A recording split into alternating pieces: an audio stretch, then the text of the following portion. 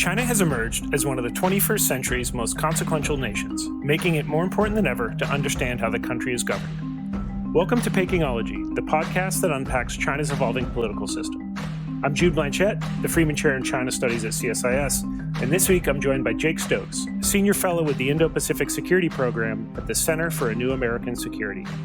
Today we'll be discussing China's foreign policy decision-making in his new report, Beyond China's Black Box: 5 Trends Shaping Beijing's Foreign and Security Policy Decision-Making under Xi Jinping.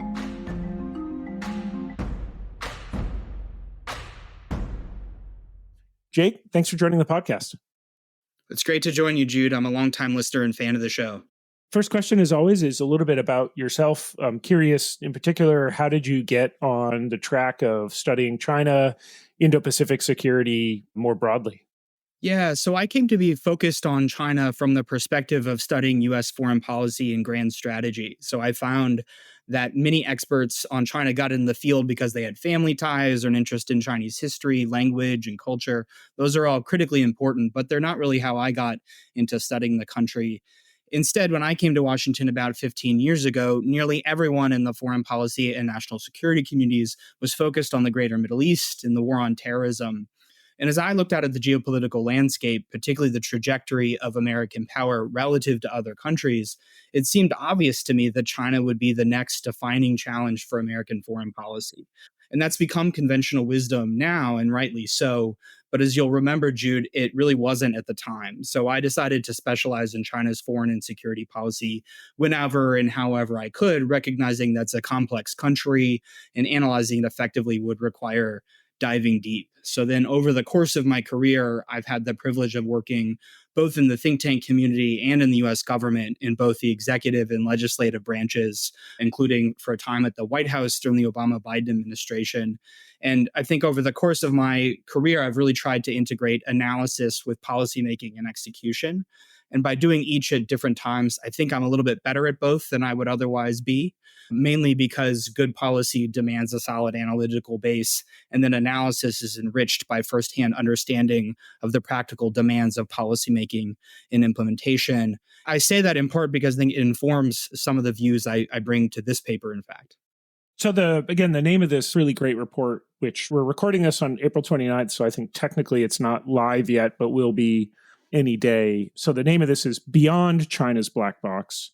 And so I wonder if we could just sort of start with the origins of this. And I'm particularly interested in the word beyond there. I think it's always, folks have kind of always called China's political system and decision-making a black box, which indicates inscrutability, impenetrability. You were unsatisfied with that. So I think tell us a little bit about how this report came to be and how you went about doing the research for this.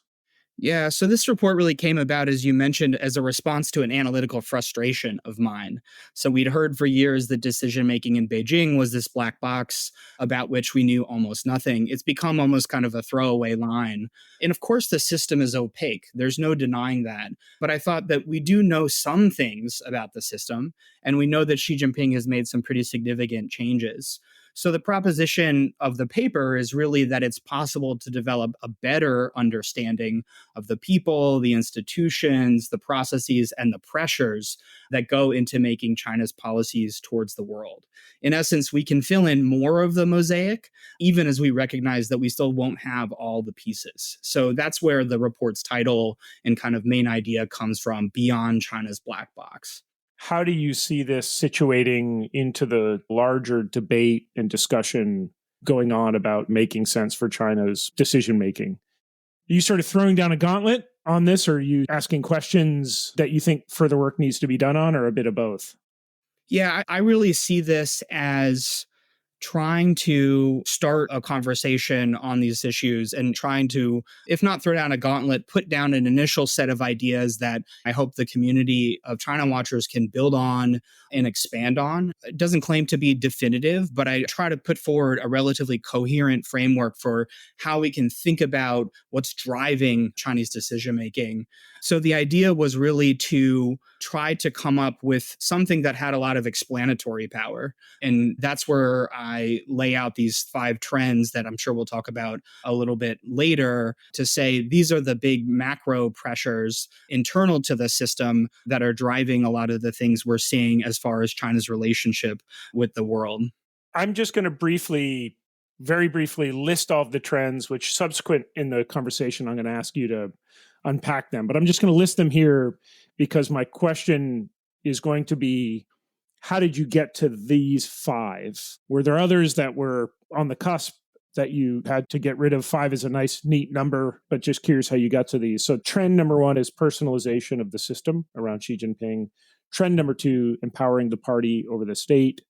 Trend number 3, domestic policy headwinds and the search for alternative forms of political legitimacy. Trend 4, elevation of regime security over other concerns. And trend 5, diplomatic and military assertiveness and seeking an active leadership role.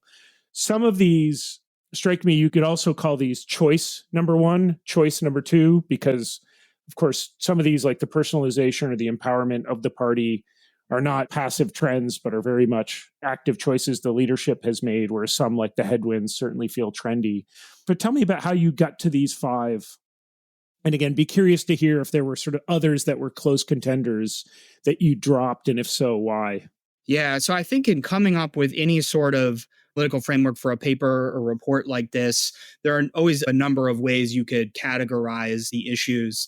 The way I did it was to gather all of the evidence that I thought I had that can tell us something about the system and what's going on from as I saw it, and then try to associate that with particular categories in a way that frankly had some sort of narrative flow to it that was somewhat readable, and then try to distill those down into the 5 categories that I saw as the most distinct. That if the smallest number, that if you took one away, you would lose one major explanatory trend based on the evidence that I had accumulated in this area. So the goal was to distill it almost as much as I could down to its kind of constituent parts as I saw them, and then to try to characterize those as the 5 trends. And so I think one you could add would be major changes that China is seeing in the international system, more about as they look outward, how their assessment of the world is changing. But I really wanted to focus much more on what we knew that was kind of more internally focused in terms of drivers. So there are probably others, but that's sort of how I arrived at the 5 in the paper. Early on in the paper, you write that, if I can quote you, examining these trends helps illuminate the macro pressures shaping China's foreign and security policy decision-making. Still, aspects of how the party state makes decisions about its foreign and security policy, known unknowns, remain particularly opaque. These include information flows to senior leaders, the dynamic between Xi and his top advisors, and the structure and frequency of important meetings. I'm curious, even in light of the report and the trends that you illuminate, how much of the overall equation do you think we still just don't have a good sense of? Those known unknowns, is that 30% of it? And understanding your trends or work that's done to elucidate visible macro trends, do you think that's 70% and the relationship between Xi and his top advisors is 20? Or do you think the inverse, sort of that these known unknowns are a pretty substantial part of how the system operates? I think that the trends probably explain 60 to 70% of China's foreign policy decision-making behavior, and that the known unknowns are another 25 to 30%. That I kind of think of it as we can see the outlines of what's happening in the box, and that if we understood more about these known unknowns, it would be a clear box and we could see everything in it. And in the paper, though, I also say that we need to set a realistic baseline. And we were talking before we started recording about how to analyze China's system in a comparative sense. Having worked in the US government, there are things that happen behind the scenes that the public doesn't know about, except in a broad sense, even in the US government in a liberal democratic system where there's extensive amounts of transparency. So the standard for knowledge is not 100%, especially not 100% in advance of events. And I think we have to keep that in mind. And then as it relates to the known unknowns, some of them are process oriented. So the fact that we don't have what in the US context would be called process stories, where you write about who was on what side of the issue in a particular decision. And then we know very little about the paper process, the information environment around Xi Jinping. And we'd like to know more about that. And I think the others are more sort of structural, right? The exact dynamic between Xi and the top people around him on the Politburo Standing Committee and elsewhere in the system. And then these issues about Xi Jinping's eventual transition from power, about which you and Richard McGregor have written about very eloquently. So, admittedly, some of them are more process oriented, some of them are more bigger picture questions. But I think that, again, for this paper, it's really about going from this idea that we have 0% in a black box to where's that 60, 70% that we can know, and then how do we build on that going forward? And I think it's an important point that the standard is not predictability, because, of course, we live in an open demic system, but I couldn't tell you if the US will or will not sanction Chinese banks over their support for Russia, right? Even though we know that decision is being discussed and potentially adjudicated. So we certainly can't expect that in the Chinese context either. If you don't mind, maybe I could just go through the 5 trends, and folks can go and should go download the report and read it if they want specifics on dates and very specific sort of fact ordering. But let me just ask you on trend number 1, which is the personalization of the system about Xi. What are you trying to describe there? And why do you think that that is an important driver, shaper of decision making now? I think primarily what I'm trying to describe is how the move away from a more collective leadership system, and then as has happened under Xi, or towards a more personalized system, but then also as that system has matured and shifted over time. So, Xi Jinping has been in power for now 11 and a half years or so. So what has the effect of that been, and how is that, what's kind of the arc of the personalization? That's what I'm trying to describe there. But then also, what does it mean exactly for foreign policy decision making? And I lay out some ideas about what that means. What do you think the driver of this personalization under Xi Jinping is? It strikes me that if we're thinking from just a universal sense, if you or I were the leader of a political system, I would want as much influence as I could possibly gain, not for a mustache twisting reason, but because I have an agenda that I want to push. And so the more that I control the system, the more that I'm able to push an agenda. Is that what we're talking about here? Or is personalization under an autocratic system, do you think, just qualitatively a different phenomena? Well, I think that Xi Jinping both has an agenda he wants to push forward, but also has a theory about the party's weaknesses that he has posed himself as the solution to. And so the prescription, whichever way you frame it, tends to be give Xi Jinping more power. And then whatever needs to be done requires Xi Jinping to have more power, generally speaking. And so we've seen that mature over the course of the time of Xi Jinping in power. And so it's really here about the maturation and things like the Belt and Road, these big ideas that Xi Jinping has, and pushing them into the system, but also what that's meant for the way the system operates around him. To me, this is one of the trends that has kind of the most explanatory power, is that he's really at the center in a way that hasn't been the case, at least since Mao. One of the pieces of evidence in favor of this sort of personalization is Xi's ability to move up and into the system and in his immediate orbit loyalists. And my query about that is I oftentimes only see the word loyalist in reference to autocratic systems. I think it's one of these sort of heuristics of how we make sense of a system is the more opposition versus the more loyalty will affect regime decisions and behavior. But, again, asking with a comparative hat on, could you imagine some Chinese analyst working at Kicker or within the Chinese government somewhere writing an assessment of the Biden administration and writing about how after his election, in 2020, Biden sort of stacked a team of loyalists in and around him. So is loyalists a term, again, that we just use to describe how a leader brings together a team that won't be riven by internal strife and mudslinging and even opposition to the leader, and more there to drive an agenda? Or in the autocratic sense, do you think actually loyalist is the right term because it denotes something just different than a democratically elected leader bringing together a team of allies?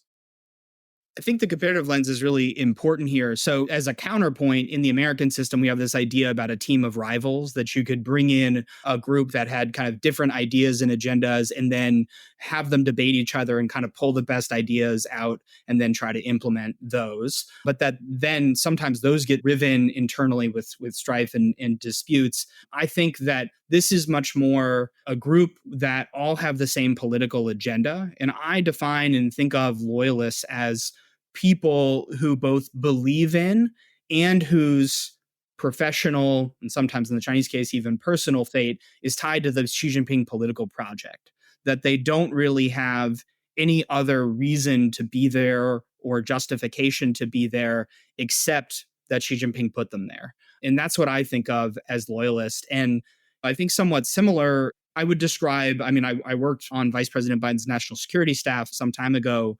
And I think the idea that you've got a top leader who knows what he wants to do in the world and is serving as his chief master strategist or grand strategist, and that the role of the people under him is to execute that effectively. I think there's a lot of commonality between Biden and Xi in this case, that Xi Jinping doesn't seem to believe he needs a lot of advice on the big picture trends. He may need advice on some of the implementation and certainly people who are competent at executing. But by and large, my sense is that Xi Jinping has a very clear idea about what he wants to do in the world, and that the personalization of the system is about getting people in place to move out on that agenda. And that's what I have observed and tried to talk about in the paper.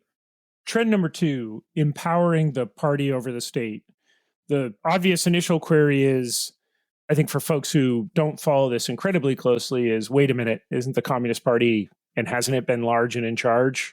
So what are we talking about when we say that the party is being empowered over the state?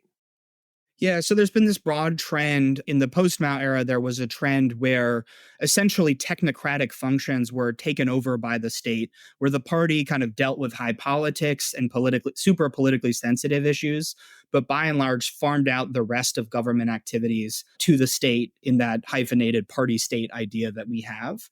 Increasingly, and this is true, I think, across the Chinese government, foreign and domestic policy, you see the party apparatus, the little organization or the literal organizations, taking formal as well as informal power back from the state and executing many of those government functions actually through the party itself. And then there's the fact that there's greater ideological control and requirements for things like Xi Jinping or studying Xi Jinping thought that begin to shape the way that these organizations carry out their work. So from technocratic on the state side to much more politically and ideologically tinted work on the party side. And I think ultimately that comes from the idea that eventually technocrats will do something that undermines the party's control, or at least they won't be quite as effective in carrying out that top level agenda that Xi Jinping has. And so that's kind of the idea between the party taking over the state. I think of it as kind of interlocking in that the first trend is Xi sort of taking over the party. And then the second one is the party taking over the state and what that means in foreign policy. So that's what I try to talk about on the second trend. And just again, what would you think would be substantively different from, let's say, foreign policy decision making if we lived in a 1996 world where you had a massively empowered state government apparatus with a powerful Ministry of Foreign Affairs? What do you think would be different today if we had that structure in place? Well, I think less time focusing on having to play the ideological game, conduct activities that are primarily about signaling to the leadership that your ideological loyalty and you're consistent with the broad Xi Jinping thought agenda. It seems crazy to us, but I think a lot of the time is actually spent doing that and occupies and creates an environment where you're just thinking about that a lot more than you would be in a more technocratic system where you're thinking much more about practical issues. The other prominent factor has been the creation of a Central National Security Commission, a Central Foreign Affairs Commission. And then historically, the People's Liberation Army, China's military, has always been a party army, not the state's army. But these setting up of commissions that are really party driven that dictate more of the implementation of day-to-day foreign policy from the top down. And so I think that that's probably one of the major changes. The Central National Security Commission, I think it had its first meeting in 2014, Central Foreign Affairs Commission in 2018. And so you see these structures being stood up over time where the explicit goal is to pull power back to the center, and not just in the state, but primarily in the party, because that's the proxy for Xi. It strikes me that another effect of this is, in my experience engaging with folks in the party apparatus, they're not always as quote unquote sympathetic or nuanced in their analysis of external events as are functional experts in the Ministry of Foreign Affairs, whether that's embassy staff who have been in the country, say know the United States well. The international department is more secretive and opaque. I think just doesn't have the interlinkages with broad swaths of external actors that the technocratic folks have. Obviously, like historically, a lot of the people in the government ministries might have done their PhD at Columbia and therefore had just a much more relatively nuanced perspective of this. And it strikes me that we're at risk of seeing that whole generation of mid to senior level bureaucrats in the Chinese system who have broader, deeper engagement with foreign countries, that sort of advantage that China had, but frankly, we had as well in terms of the quality of our conversation. That's at risk of eroding. Yeah, I think that's right. And I mean, you'll know this well. I mean, for the folks like me who participate in a lot of track 2 dialogues with Chinese interlocutors in recent years, but especially in the COVID period and sort of immediately before in what I would describe as kind of the wolf warrior period, there was more of a need for those types of interlocutors who'd traditionally been a little bit more, Western oriented or a little bit what we would consider kind of more suave, had to couch their arguments a little bit more than they had in the past. And if not do a full on caustic wolf warrior spiel at the front of a meeting, they had to be more, they're on the defensive in a way. Whereas there was a period where the Western oriented technocrats were really on the offensive, and that if all you knew was party ideology, your use in the system was you were pushed to the periphery a little bit. Now it's kind of the other way around, where the party ideologues, I think, are moving more towards the center, and the more technocratic oriented folks are finding themselves pushed a little bit further to the side and are having to find ways to try to get back in to maintain relevance. And so that's something I think we've observed at the unofficial level, and I think you see versions of it at the official level as well. Picking up on your point on wolf warrior diplomacy, and it hasn't subsided, but it certainly is, the volume has turned down a few notches from where it was 3 or 4 years ago. That's another point, though, on even within a state government entities, they are still subject to shifting incentive structure changes. So you can, just because there's like a government actor in charge of a policy vertical, doesn't mean it's going to be necessarily as nuanced, suave, more nuanced than if the party had command of it, as evidenced by the fact that there were marching orders that basically we needed a more assertive diplomatic corps, and Xi Jinping had the political credibility to push through that change, and therefore you get the Ministry of Foreign Affairs talking like ideological hacks. So party over government, or the inverse, sort of government over party, does not necessarily mean a gentler, kinder, more nuanced system per se. So I think that's right to an extent, but also I think that wolf warriordom was in part a way for the foreign ministry actors to maintain and even enhance their relevance within the broader system, because they had to have something to contribute to this tougher, more ideological set of activities around Chinese foreign policy. So, as you said, it creates incentives for even formerly, these technocratic government actors to lean into the ideological element in a way that they might not be naturally predisposed to do. For sure. Yeah, great point. Trend 3, domestic policy headwinds and the search for alternative forms of political legitimacy. If you wouldn't mind just walking through the broad contours of that and then why you think that's affecting behavior. Sure. So I think in the broadest terms, the fact that China's growth rate is slowing down, that it's facing challenges with an aging population, real estate, debt in general, and so on. There's a slew of challenges that have become pretty well known, those are the domestic policy headwinds that I'm talking about. And I think they require the party to go out and search around for alternative forms of political legitimacy to the extent that an earlier period, rapid economic growth and rapid increases in living standards, and the sense that that trend line would continue to go up gave the party a sort of legitimacy and justification for holding on to power that without it, as that trend line begins to flatten out, we can debate about whether it's going to go down or not, but as it begins to flatten out, they're going to have to search other places for political legitimacy. And so I think that that creates two contradictory pressures. One, China reaching out and trying to improve its ties with the world so that it can deal with these domestic challenges and not be overrun by international challenges, and still be able to attract capital and talent and technology transfer to China in the way that it had done in a more open era.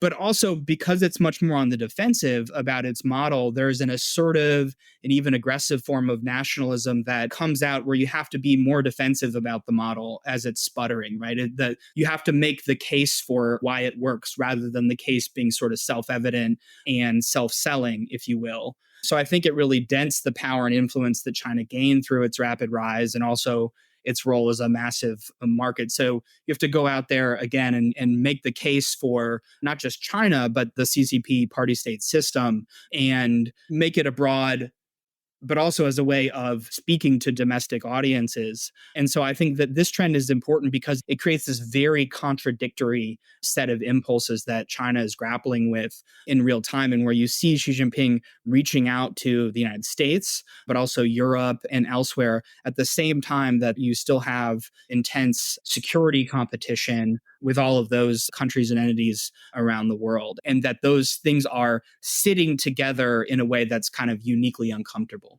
You write in this section that Beijing is likely to avoid the most extreme possible manifestation of nationalistic fervor, starting a diversionary war, because the costs and risks of doing so are likely to remain prohibitive. I agree with that, but I want to query that for a second, which is weaving in and out of your analysis is the idea of sort of, as you mentioned, one of our key known unknowns is precisely how information flows move up into the system and how those shape Xi Jinping's choices. And so, number one is we're not entirely sure what information Xi Jinping has to make the correct adjudications of whether something is risky or costly. And the second is governments across regime types make stupid decisions all the time that on face value are costly and risky. Vladimir Putin invaded Ukraine. That is both costly and risky. And now he may end up prevailing in the end, but certainly at the time that they invaded in February 2022, I think a lot of people were saying, wow, this is the sort of decision you make when you're making decisions alone. You think about Saddam Hussein's decision to invade Kuwait. You think about invasion of Iraq in the United States, sort of things that are extraordinarily costly and risky, and yet governments still make bad decisions. So what gives you confidence in your assessment of what Beijing is or is not likely to do based on how you think they're assessing relative costs and risks? Yeah, so this is such an important question. I wouldn't take that to mean Xi Jinping isn't going to invade Taiwan. What I mean to say is they were not going to do it. I don't think that they'll do it primarily for diversionary reasons.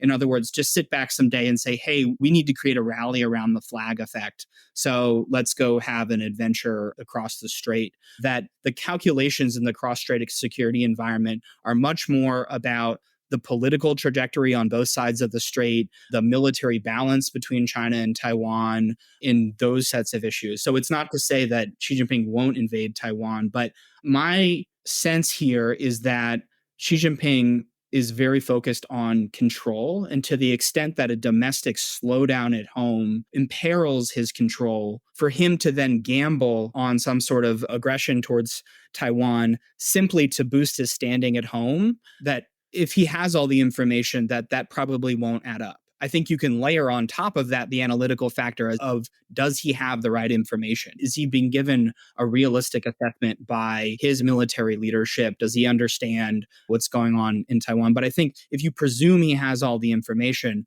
that's simply a diversionary set of rationales for invading Taiwan would mean in a moment where you feel like you're lacking control, taking another risk that would probably beget less control. And therefore, it probably doesn't make sense in the short term or the medium term for Xi Jinping for diversionary reasons. Trend 4, elevation of regime security over other concerns. Would you mind unpacking this a bit? And then why do you think this matters? So, this is really about where the role of regime security and the apparatus within the government that's focused on ensuring that, how much sway do they have in decisions, but also how much operational leeway has Xi Jinping given to them to conduct operations at home, but increasingly abroad as well. And so, in the past, there was kind of this sense that development and economic growth was itself a form of security because it provided that justification for the regime.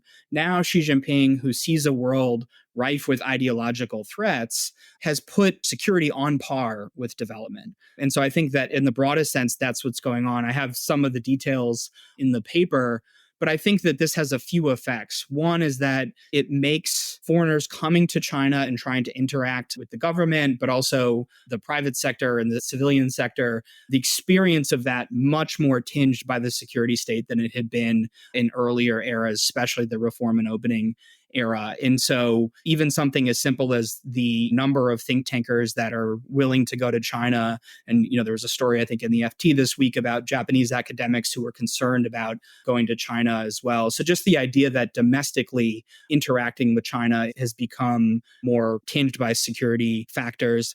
Then there's also the sense of the security state as a foreign policy actor in its own right? The idea of kind of exporting that the model of authoritarian repression enabled by digital technologies is working at home for Xi Jinping, but also increasingly becoming an export in its own right. And then thirdly, you see this empowerment, especially of the Ministry of State Security, to go out and to kind of shape the foreign policy discourse by setting up, for example, a WeChat account and making pronouncements about policy issues in a way that they hadn't before. That this degree to which the security state has become empowered under Xi Jinping, I think, is really shaping foreign policy for China in those specific ways. Diplomatic and military assertiveness and seeking an active global leadership role. If you wouldn't mind, for a final time, unpacking that and then why this matters. Well, I think, this is definitely one of the meta themes of Xi Jinping's foreign policy that's been pretty well documented. But I wanted to lay out the kind of causal mechanisms that I think that creates. One is feeding a self-reinforcing cycle of growing tensions. As China's more assertive, the rest of the world is now responding to that. And then now China's responding to the response, if you will. So if you think about how China is responding to the US invigorating alliances in the Indo-Pacific by deepening its partnership with Russia and others, that this is kind of that trend in play. But I think you also see Chinese diplomats now needing to shoehorn activities into Xi Jinping's marquee frameworks, whether that's the Global Security Initiative, Global Development Initiative, and by the sense that China needs to be kind of the agenda setter. It means that you now have a framework in a kind of policy bounds you have to work within. Whereas in an earlier era, it was much more of China's preference and activities to kind of align with global efforts that might have originated elsewhere, including in the United States. So instead of acceding to others, they need to be agenda setting. And I think that that's shaping the way that they're couching any of their activities.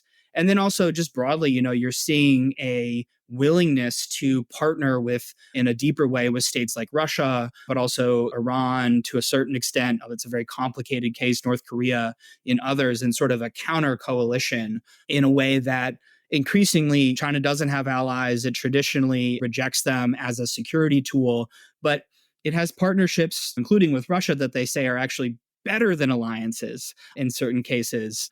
And then finally, you have China leaning into creating a set of alternative organizations to the more traditional US and Western-led organizations. So I think that the agenda that China should be stepping to the center stage and leading the reform of the global governance system, it means that often, to an extent that wasn't there earlier, major initiatives have to have the kind of China stamp on them. And if they don't, they're just not going to be as much effort put behind them or even just a willingness to engage if it's not China in the lead. And I think that overall dynamic is really shaping a lot of China's behavior in the global system right now. You include in the report 3 snapshot photos in the section on this particular trend that's showing the world leader participation in the BARF, the Belt and Road Forum. And you can see just a quantitative and qualitative diminishment of participation between the 3 years, 2017, 2019, and 2023. As you think about this much more active phase of Chinese international influence and leadership, as you mentioned, there are ways in which this is creating inverse dynamics of the bolder China is, the more assertive China is, the more folks are weary of partnering with China, are doing some defense spending bandwagoning as they see China's behavior becoming more muscular. So China's international reputation and prestige has certainly taken a hit. Not consistently, for sure. And obviously you go to areas of the global south and China is still a dominant force there. But just in a macro perspective, how well do you think this sort of trend 5 is working in China's interest? If you were summarizing this now, where does this create challenges for the United States that there needs to be active pushback? Where, frankly, does the United States maybe even want to see China be a bit more assertive because it's creating some countervailing tailwinds for the United States?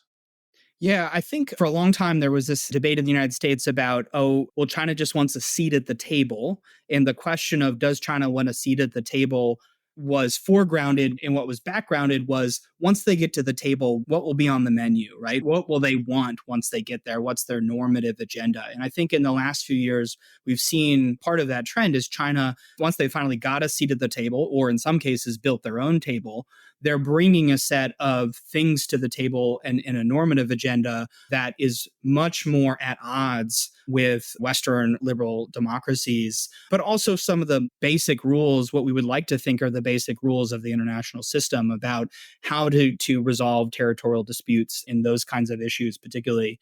My sense is that the idea that China kind of stepped forward and acted aggressively a little earlier than what might have been in their interests probably holds a lot of sway in the sense that they have now, through China's actions, burnt through a lot of the diplomatic capital and goodwill in many parts of the world, particularly in Europe and the United States, but also I would say, especially in Northeast Asia. Southeast Asia is a little bit different, but that they had spent decades pretty meticulously building up.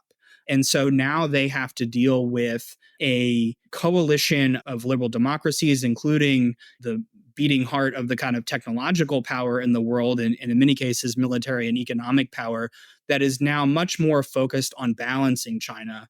And in some areas, even containing China, frankly, but mostly balancing China than it had been before.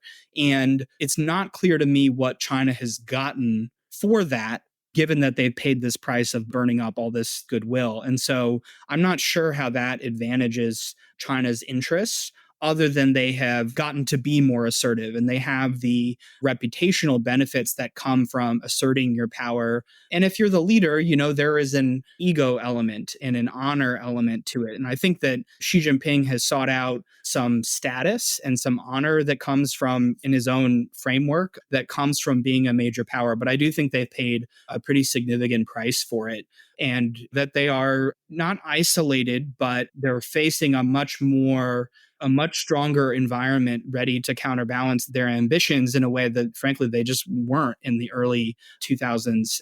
And so now I think the frame is different, where often the idea is we probably will need to counter Beijing unless there's a case for cooperating. Whereas before, often I think the prevailing heuristic for American policy was we can probably find a way to partner and then we got to hedge and balance, but that's kind of a second order issue. I think the framework is now reversed, and increasingly, especially in economics and tech and to some extent human rights, you're seeing that in an even more forceful way in Europe. in certain areas. And Japan, Korea have their own dynamics, but you're seeing similar dynamics there. So I think that they've paid a pretty significant price. But nevertheless, this is the Xi Jinping project, right? The great rejuvenation of the Chinese nation through these types of means has been a signature element of Xi's foreign policy. So I think the question for him is, if China were to take a different tack, what kind of evidence does Xi Jinping need to have to conclude that a different approach might make more sense given China's current situation? And I think that's a big unknown. Jake, I want to wrap up the discussion by just asking you about two of your recommendations. And there's a lot of good ones here, but want to just focus on two. The first is, you say, prepare for deepening policy contradictions alongside continued assertive nationalism from Beijing. You talked about this in the discussion, but with your old policymaker hat on, what does that look like to prepare for in this instant? Is this just having a sort of a wider bound of potential action coming out of the Chinese system? I mean, what would you do if you were in your old job and you're advising then VP Biden, and he said, "This is a great recommendation"? What do I do specifically here, Jake?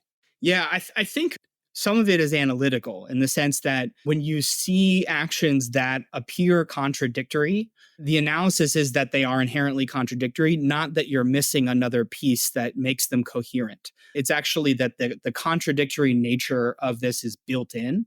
And so we need to be ready for, as I was saying before about China reaching out to reinvigorate ties with the rest of the world while still being assertive in defending its territorial interests, and sometimes assertive in other ways, too, that those are two sides of the same coin, that we shouldn't expect them to go wholly one way or the other. And if they do go wholly one way or the other, probably towards the nationalism side, rather than the reverting to an earlier era where they were very much focused on rebuilding ties with the world. So I think it's mostly about just being ready for China's actions to be confusing and contradictory, and don't expect that to be resolved over the short term. So even if you try to feed and encourage the parts of their policy agenda that you like, don't think that that's necessarily going to come at the expense of the policy agenda and actions that you don't like, that the linkage really isn't there anymore.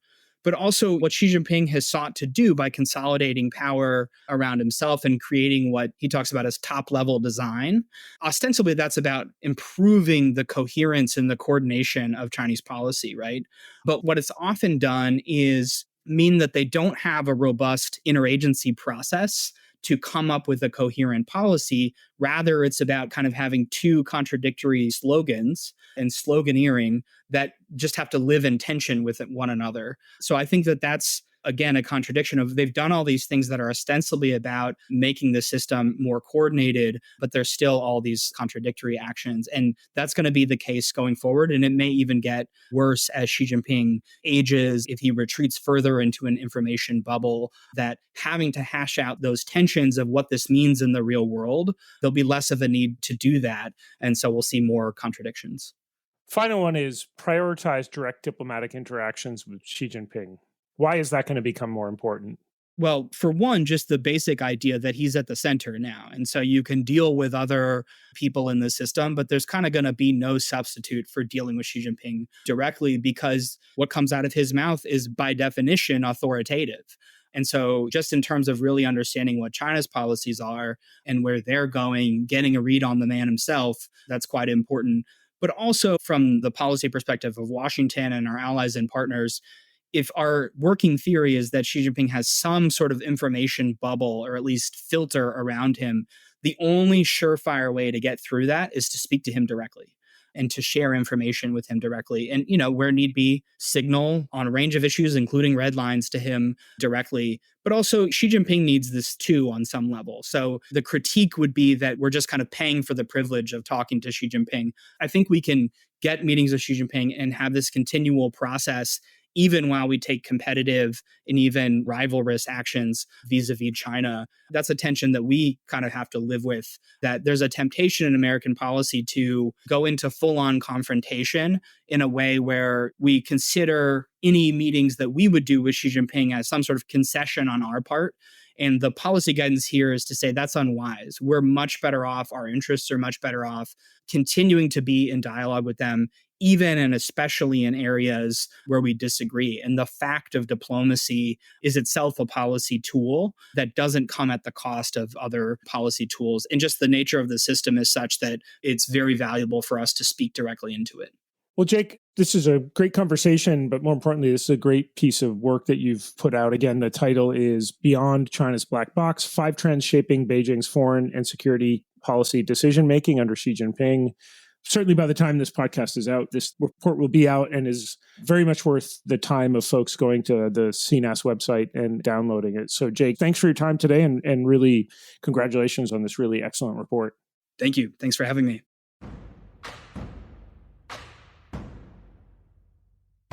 If you enjoyed this podcast, check out our larger suite of CSIS podcasts. From Into Africa, The Asia Chessboard, China Power, The Trade Guys, Smart Women, Smart Power, and more. You can listen to them all on major streaming platforms like iTunes and Spotify.